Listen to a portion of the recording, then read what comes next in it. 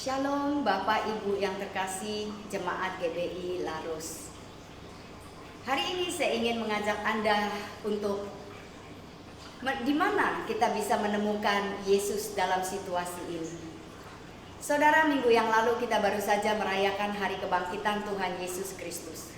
Paskah merupakan perayaan kemenangan bagi orang-orang percaya di seluruh muka bumi. Tetapi tahun 2020 ini merupakan perayaan Paskah yang sangat istimewa. Kalau biasanya kita semua sibuk saudara dengan berbagai macam acara dalam menyambut hari Paskah.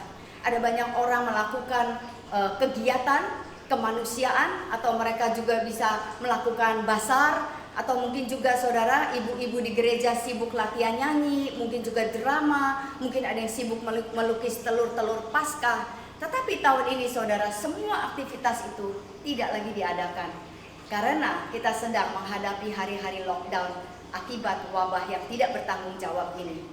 Nah saudara, pertanyaan saya adalah, apakah kita bisa menemukan Tuhan Yesus Kristus di hari Paskah di tahun 2020 ini? Saat ini kita sedang menjelang perayaan Pentakosta. Apakah yang akan kita lakukan saudara setelah kebangkitan Tuhan Yesus Kristus ini? Saya ingin mengajak Anda untuk melihat dari kitab Lukas 24, di mana kita melihat ada perjalanan ke Emmaus, yaitu perjalanan bersama Yesus Kristus. Saya ingin mengajak Anda melihat dari ayat yang ke-13 dan ke-14.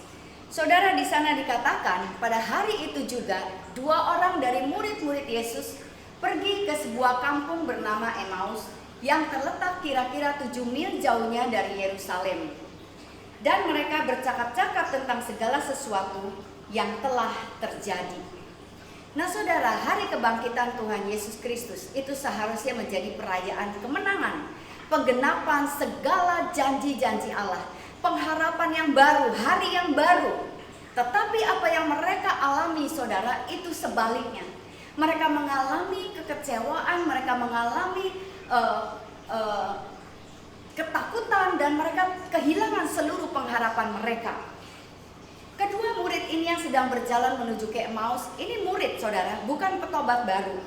Dan mereka ini adalah orang-orang yang sesungguhnya diutus untuk memberitakan Injil, untuk berdoa bagi orang-orang sakit dan menyembuhkan orang-orang sakit. Tetapi saudara, saat itu mereka itu sudah menyerah dan memutuskan untuk meninggalkan Yerusalem. Apakah Yerusalem? Yerusalem adalah rumah Allah atau hadirat Allah. Lalu apakah Emmaus? Emmaus adalah kota berbenteng. Jadi saudara, dengan kata lain, mereka itu meninggalkan Yerusalem, rumah Allah, hadirat Allah, tempat penyembahan kepada Allah, menuju ke Emmaus, ke kota yang berbenteng, dengan membawa hati yang terluka, dengan membawa hati yang tidak punya pengharapan lagi. Mereka sepanjang jalan hanya membicarakan perkara itu di dalam kekecewaan mereka. Lalu kita lihat saudara ayat yang ke-15 dan ke-16.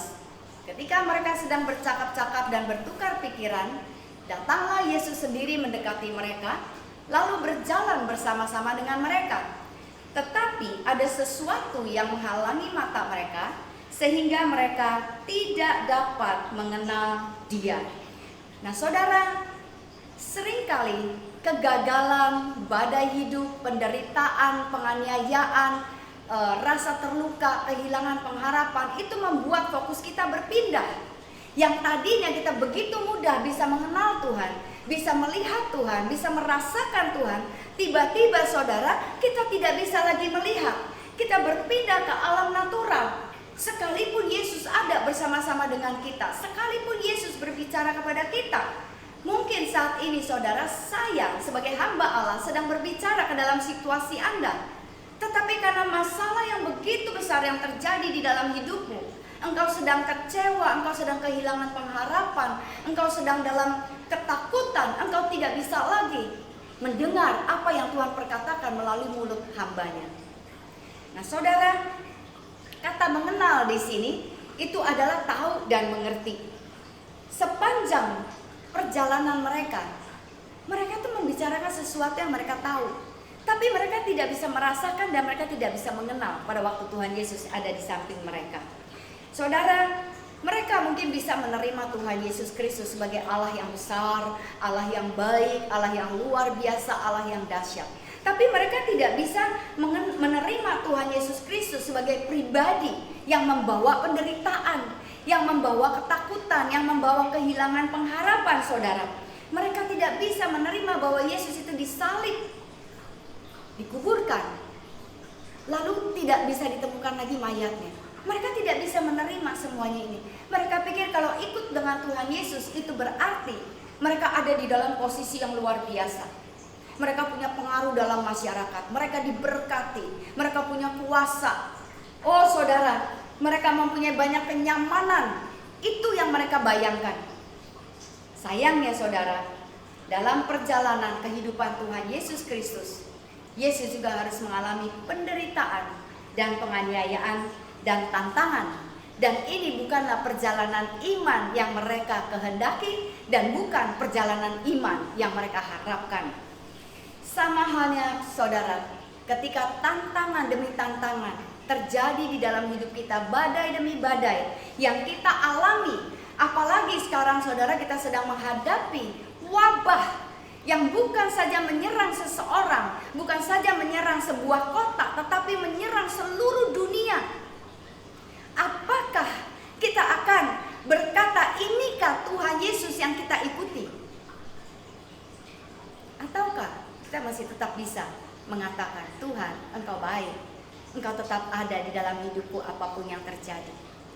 Saudara, Yesus sudah berkata di dalam Yohanes 16 ayat 33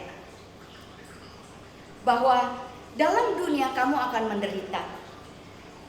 menderita penganiayaan, tetapi kuatkanlah hatimu sebab aku telah mengalahkan dunia. Itu adalah pesan daripada Tuhan Yesus Kristus.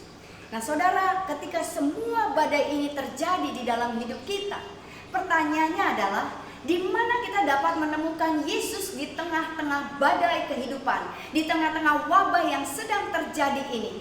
Masihkah kita bisa menemukan Tuhan Yesus Kristus? Ada 3 hal saudara yang bisa kita lakukan di tengah-tengah apa yang sedang terjadi, badai apapun yang sedang terjadi di dalam hidupmu. Kita masih dapat menemukan Tuhan Yesus Kristus. Yang pertama saudara, ini adalah hal yang harus kita lakukan secara konsisten. Kita dapat menemukan Yesus di dalam waktu teduh kita. Mari kita lihat ayatnya, Lukas 24 ayatnya yang ke-15 sampai ke-27.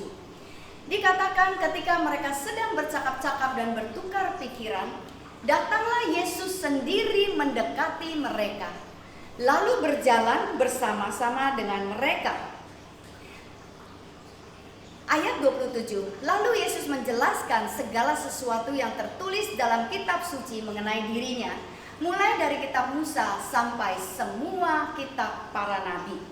Nah saudara, ketika mereka sedang memperdebatkan, mereka sedang merenungkan, mereka sedang mengulang seluruh peristiwa yang baru saja mereka hadapi, apa yang Yesus katakan, apa yang terjadi pada Yesus sendiri, Yesus datang menghampiri mereka. Di tengah-tengah badai saudara, di tengah-tengah kegalauan hati mereka. Tapi karena mereka terus-menerus memperkatakan tentang firman Allah, tentang Yesus Kristus, mereka terus-menerus mengulang tentang Yesus, Yesus, Yesus, maka Yesus datang hadir di tengah-tengah mereka. Haleluya. Yakobus 4 ayatnya yang ke-8 mengatakan, mendekatlah kepada Allah, maka Allah akan mendekat kepadamu. Saudara, kita tidak boleh meninggalkan waktu teduh kita, khususnya hari-hari ini. Sebab di dalam waktu teduh itulah kita akan berjumpa dengan Tuhan secara pribadi. Kita tidak duduk di dalam hadirat Allah dengan sia-sia saudara. Kita masih tetap bisa berdoa, kita bisa menyembah, kita bisa mencari Tuhan melalui firman-Nya, kita bisa merenungkan firman-Nya. Bahkan saudara, di hari-hari lockdown ini kita bisa login ke sorga saudara. Kita bisa memanggil nama Tuhan Yesus Kristus dengan tenang, tanpa kita diburu-buru oleh waktu. Kita tidak perlu saudara, oh saya teringat sekarang saya ada janji minum kopi dengan teman. Oh saya teringat sekarang saya harus pergi ke kantor polisi. Saudara, di hari-hari ini sesungguhnya kita lebih tenang di dalam rumah. Kita bukan dibelenggu, tapi kita diberikan waktu yang lebih banyak oleh Tuhan untuk bisa duduk bersekutu dengan Dia. Amin Bapak Ibu. Saudara, saya merasakan hari-hari ini begitu luar biasa. Saya bisa melihat kembali semua pelajaran-pelajaran yang saya sudah pelajari, saudara. Saya bisa lebih banyak waktu untuk mempelajari studi tentang firman Allah gitu. Saya bisa research, bisa mencari bahan-bahan untuk menambah bahan-bahan pengajaran saya di hari-hari ini. Tidak ada jam yang sia-sia. Saya bisa menjadi lebih dekat dengan keluarga saya. Saya masih bisa makan kumpul dengan keluarga yang tadinya semua orang itu sibuk, saudara. Punya acaranya masing-masing, punya pekerjaan yang pulangnya tidak tentu jamnya. Tapi saudara, di hari-hari ini setiap malam kita kumpul makan bersama-sama. Setiap siang dari waktu ke waktu kita juga bisa duduk bersama-sama. Kita bisa berdoa bersama-sama di meja makan. Anda pun dapat melakukan hal yang sama. Anda bisa berdoa, memakai waktu yang ada dengan keluarga, memuji dan menyembah Dia. Saudara, kalau itu yang kau lakukan, maka Yesus sendiri akan mendatangimu. Yesus sendiri akan hadir di dalam rumahmu. Engkau akan tetap mengalami ketenangan, mengalami damai sejahtera, mengalami hati yang tenang, hati yang damai, hati yang kalem, saudara. Bukan panik. Tapi kalau engkau terus-menerus menghabiskan waktumu melihat handphonemu dan mengulang-ulang apa yang ada di dalam handphonemu, membaca seluruh berita yang masuk, maka pikiranmu akan dipenuhi dengan bayangan wabah ini, saudara. Tapi kalau engkau masuk ke dalam waktu teduhmu, engkau akan menemukan Tuhan di sana. Haleluya. Poin saya yang kedua, saudara. Kita dapat menemukan Yesus ketika kita menjangkau kepada orang-orang asing. Mari kita lihat ayatnya dari Lukas 24 ayat yang ke-28 sampai ke-29. Dikatakan di sini, waktunya sudah sore ketika mereka bertiga mendekati desa Emmaus. Yesus berbuat seperti mau meneruskan perjalanannya. Tetapi kedua orang itu mendesaknya dengan berkata, "Tinggallah bersama kami, karena matahari hampir terbenam dan hari sudah mau gelap." Lalu Yesus ikut memasuki desa itu seperti Dia mau bermalam bersama dengan mereka. Perhatikan, saudara. Kedua murid ini ketika mereka mengundang Tuhan Yesus Kristus untuk tinggal bersama dengan mereka, mereka itu dalam keadaan sedih. Mereka itu dalam keadaan galau, dalam keadaan gundah gulana, dalam keadaan tidak bisa melihat pengharapan. Tetapi mereka tetap melihat Yesus yang pada waktu itu sebagai orang asing datang ke rumahnya. Mereka tetap mau berbagi kehidupan mereka. Mereka tetap mau melakukan sesuatu. Mereka mengundang, ayo tinggal bersama-sama dengan kami. Nah, saudara, di manakah kita bisa berjumpa dengan Yesus Kristus? Yaitu ketika kita menjangkau kepada orang-orang asing. Ketika kita mendekati, saudara, orang-orang yang tidak kita kenal dan berbagi Kristus kepada mereka. Kemarin saya mengadakan doa bersama dengan para instruktur. Dan ada seorang instruktur kami yang berkata, dia mendengar sebuah interview antara seorang dokter dengan sebuah radio. Dan sang dokter ini adalah seorang dokter psikiater yang sangat terkenal di Singapura. Dia menceritakan bagaimana dalam hari-hari seperti ini, saudara, terutama orang-orang yang kurang mampu, yang rumahnya kecil, bahkan yang rumahnya besar sekalipun, orang itu belum terbiasa untuk terkurung di dalam rumah. Mereka menjadi gelisah, mereka kepingin berontak, mereka rasanya kepingin melepaskan semuanya. Lalu dokter ini menceritakan ini adalah sebuah emosi yang ada di dalam manusia. Kita sudah terbiasa dilatih dengan berbagai macam kesibukan. Tetapi saudara, dia mengajarkan bahwa kita ini harus belajar untuk mencari apa yang menjadi kesukaan kita.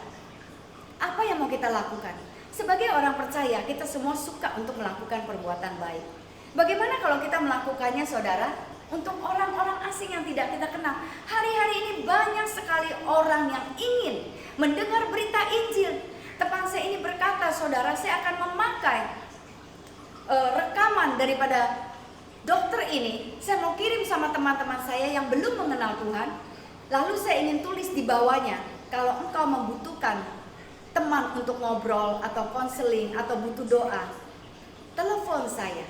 Karena si dokter itu, saudara, setelah dia memberitahukan step-stepnya, jalan-jalannya itu, dia bilang, yang paling tinggi, yang harus menjadi keinginan semua orang, itu adalah Tuhan. Apapun agamamu, Tuhan harus ada di atas segala-galanya. Itu adalah jalan yang terbaik untuk mengatasi situasi ini. Sungguh luar biasa, saudara. Dia adalah seorang dokter yang percaya kepada Tuhan. Saudara, kita bisa menggunakan berbagai macam cara. Bahkan teman saya ini bilang, kalau dulu di kelompok grup dia yang bukan orang percaya bicara tentang Tuhan, orang-orang itu akan berkata, kita jangan memasukkan Tuhan ya di dalam grup ini. Tapi sekarang, saudara, kalau dia berbicara tentang Tuhan, orang-orang itu tidak lagi berbicara apa-apa. Mereka diam. Artinya, saudara, hati mereka sudah mulai terbuka dan mereka juga membutuhkan Tuhan. Mari, jangan kita sia-siakan kesempatan ini. Saya berdoa, Tuhan, siapa yang harus saya jangkau? Dan bagaimana caranya saya bisa menjangkau orang-orang itu? Apakah ini akan menjadi doa Anda juga? Saudara, begitu mudah bagi kita untuk sibuk dengan berbagai macam urusan kita. Dan kita tidak melihat orang-orang di sekeliling kita. Kita tidak bisa lagi melihat kebutuhan orang lain. Studi mengatakan bahwa belas kasihan itu adalah sebuah obat yang sangat manjur. Bahkan itu obat yang bisa menyembuhkan orang yang sakit kanker, saudara. Itu obat yang bisa membuat orang sakit jantung itu tidak cepat mati. Saudara, belas kasihan itu juga merupakan obat bagi diri kita ketika kita sedang ada dalam keadaan depresi atau kita sedang ada dalam keadaan musibah yang besar. Ketika kita melakukan sesuatu untuk orang lain, saudara, itu sebetulnya menyembuhkan kita juga sendiri. Perbuatan baik kita, tindakan kita yang sekecil apapun juga, tapi itu yang merupakan tindakan yang mendatangkan kasih karunia bagi orang lain, itu akan membawa kesembuhan, saudara, bagi jiwa kita. Kemarin, saudara, saya pergi ke supermarket, saya teringat seorang ibu kawan saya yang sudah berusia 77 tahun dan suaminya sudah 80 lebih. Saya teringat saya mau beli dia buah yang banyak karena 2 hari sebelumnya dia berulang tahun. Jadi saya beli, saudara, segala macam buah, saya taruh di keranjang, lalu saya tambahin pepaya, saya tambahin pisang, saudara. Ketika saya antar ke rumahnya, karena kami tidak boleh sembarangan pergi ke rumah orang, tapi masih boleh antar barang. Waktu saya antar ke rumahnya, saudara, dia bilang, aduh Lani, terima kasih banyak, saya baru kehabisan pisang, dia bilang. Pisang itu menjadi berkat, saudara, yang harganya tidak seberapa, tapi menjadi berkat. Sebuah tindakan kasih yang membuat orang lain itu merasa sangat diberkati. Apa yang kita lakukan, saudara, untuk kita bisa melihat Kristus? Saya menemukan Kristus ketika saya melihat dia sedang membutuhkan pisang dan pisang itu datang kepada dia. Haleluya. Saudara, yang ketiga, saudara, saya ingin memberitahukan kepada Anda hal yang bisa membuat kita bertemu dengan Tuhan Yesus Kristus dan harus kita lakukan secara konsisten adalah kita dapat menemukan Yesus saat kita berkumpul bersama. Nah, Pak, dalam Lukas 24 ayat ke-30 sampai ke-31. Di sini dikatakan, saudara, waktu ia duduk makan dengan mereka, ia mengambil roti, mengucap berkat, lalu memecah-mecahkannya dan memberikannya kepada mereka.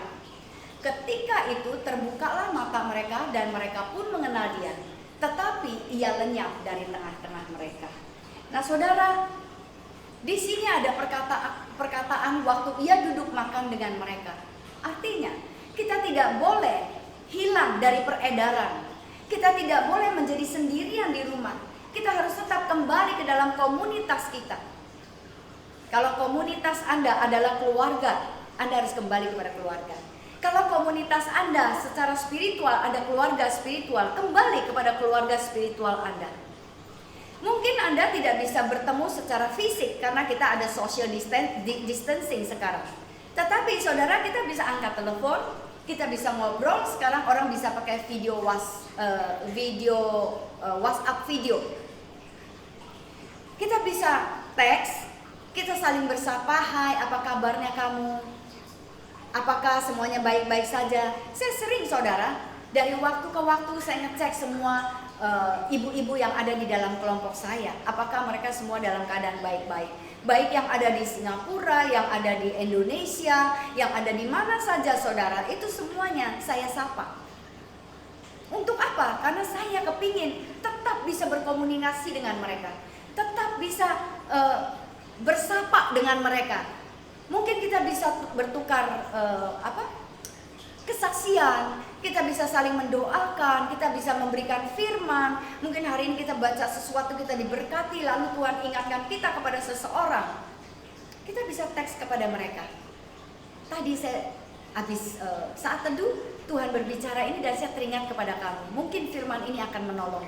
Kita tetap tinggal di dalam komunitas ini. Saudara, di dalam Ibrani 10 ayat ke-25 dikatakan, janganlah kita malas berkumpul bersama dalam persekutuan kita, seperti yang sudah menjadi kebiasaan sebagian orang dari kita. Kita jangan meninggalkannya saudara, karena firman sudah mengatakannya. Kita harus tetap berkumpul di dalam komunitas kita. Ini menjadi basis kekuatan kita saudara. Ya saudara, Yesus akan hadir jika yang kita bicarakan adalah firman, jika yang kita bicarakan adalah Dia. Roh Kudus pasti akan bekerja di antara kita. Roh Kudus pasti akan mendorong kita, memberikan kita hikmat, mengajarkan kita bagaimana caranya menyembah, memuji, bahkan sharing tentang perkataan yang bisa membangun, yang bisa membawa dorongan bagi orang-orang yang membutuhkannya. Saudara, saya ingin saudara, kita semua masuk di dalam persekutuan kita kembali. Mungkin ada juga yang bisa berzoom, ya, berjumpa, kumpul di dalam layar kaca, dan bisa ngobrol dengan beberapa teman, bisa sharing firman bersama-sama. Nah saudara, saya ingin Anda melihat Lukas 24 ayat 32 sampai 35. Dikatakan di sini, kata mereka seorang kepada yang lain, bukankah hati kita berkobar-kobar ketika ia berbicara dengan kita di tengah jalan dan ketika ia menerangkan kitab suci kepada kita? Nah saudara perhatikan, hati mereka itu berkobar-kobar. Ketika mereka berjumpa kembali dengan Yesus, mereka menemukan Yesus kembali, hati mereka tiba-tiba berkobar-kobar kembali. Ada api yang menyala kembali. Saudara, kalau kita sendirian duduk merenung dan tidak mengerjakan sesuatu, tidak kembali bersaat teduh dengan Tuhan, api itu akan padam. Bukan hilang, ada, tapi jadi kecil saudara. Tapi kalau kita terus menerus bersaat teduh, mencari orang-orang yang belum mengenal Tuhan Yesus, dan tetap bersekutu dengan teman-teman kita yang orang percaya, maka saudara, hati kita akan terus berkobar-kobar. Saya juga menjaga hati saya seperti itu. Kami ada pertemuan hamba-hamba Tuhan pada hari Senin dan hari Jumat.